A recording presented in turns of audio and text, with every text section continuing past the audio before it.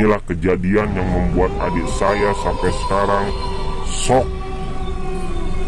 dan selalu terbayang-bayang dengan wajahnya. Pas ia buka pintu, ia melihat sosok pocong yang menghadap ke wajahnya.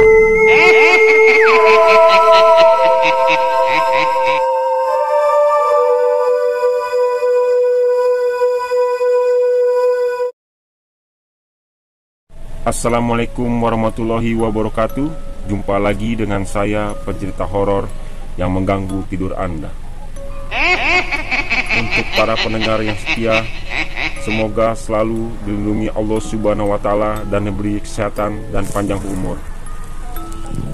Ini kisah saya ambil dari pengalaman adik saya sendiri yang sekarang bertempat tinggal di Jakarta.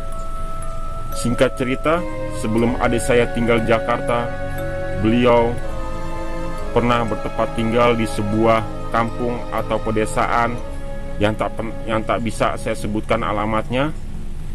Di situ ada saya ngontrak rumah yang lumayan besar dengan harga yang murah selama 1 tahun.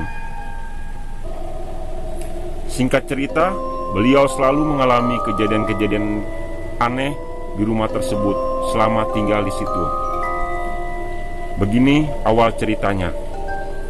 Setelah 1 minggu adik saya tinggal di rumah itu, selalu setiap malam sering mendengar ada yang mengetuk pintu.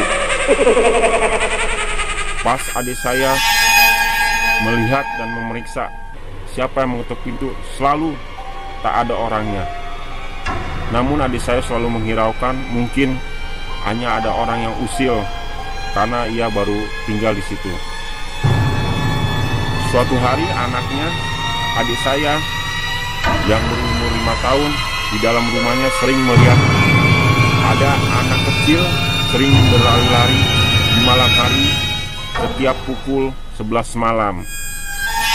Namun adik saya menghiraukan, mungkin katanya anaknya ngarang-ngarang cerita. Istrinya pun pernah bercerita kepada adik saya, katanya sering kalau setiap malam mendengar keran nyala sendiri di kamar mandi setiap pukul 12 malam hingga jam 1 malam. Namun adik saya pun menghiraukan, mungkin anaknya yang ke kamar mandi lupa tutup keran, katanya. Selang 1 bulan, adik saya selalu pulang malam karena padatnya pekerjaan di kantornya.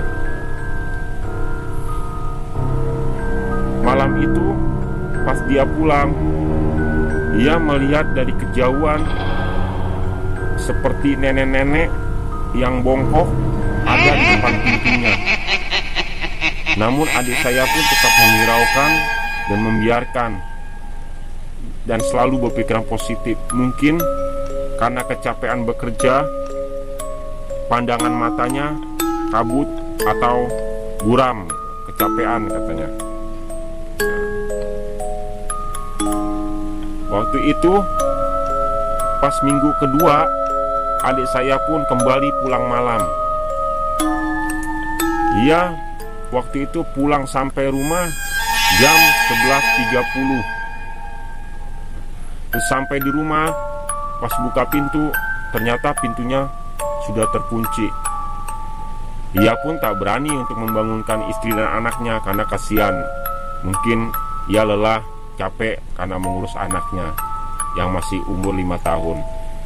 Akhirnya ia terpaksa tidur di depan teras rumahnya yang ada sofa seukuran ya lumayan besar lah, buat tiduran sambil melonjor bisa lah. Nah, di situ adik saya tiduran hingga pulas. Sesaatnya adik saya tidur pulas, ia merasa ada yang membisikkan kupingnya dengan suara, "Jangan ambil tempatku," dengan suara yang merintih. Sontak adik saya pun kaget, langsung terbangun. Akhirnya ia memberanikan diri mengetuk pintu dengan sekeras-kerasnya untuk membangunkan istrinya. Akhirnya istrinya pun terbangun dan membukakan pintunya. "Ya, papa baru pulang ya," kata istrinya. "Ya, papa tadi ketiduran di teras ya."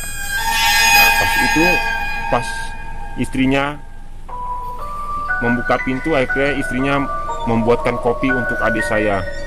Setelah membuatkan kopi, istrinya kembali ke kamar untuk meneruskan tidurnya. Sedangkan adik saya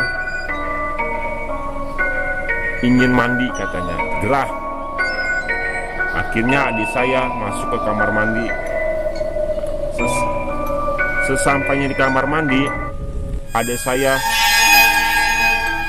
kaget dengan keran yang muter sendiri.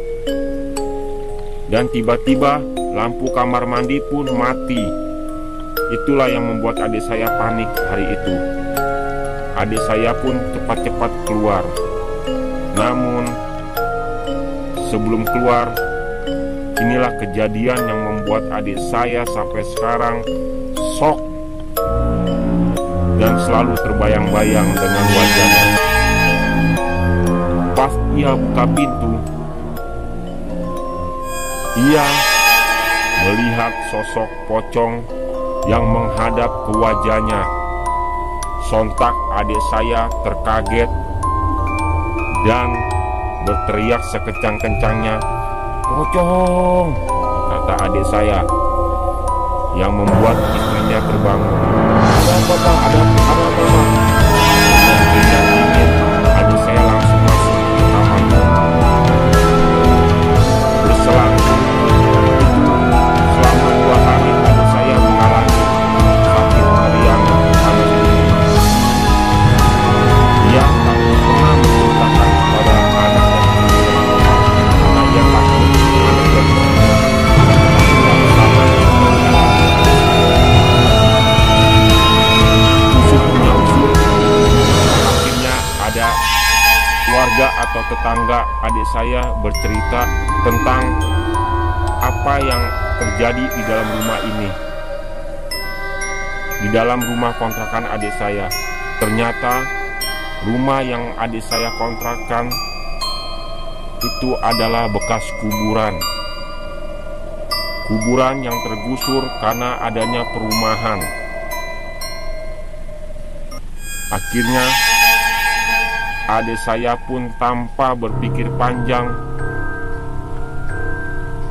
langsung pindah rumah ke Jakarta dan kembali ke Jakarta karena gak mau anak dan istrinya mengalami apa yang adik saya alami. Itulah cerita dari pengalaman adik saya yang benar-benar menakutkan, yang membuat bulu kuduk merinding hari ini. Para pendengar, hati-hati bila Anda ada di posisi adik saya. Jangan-jangan di depan Anda ada penampakan. Sekian dari saya. Assalamualaikum warahmatullahi wabarakatuh.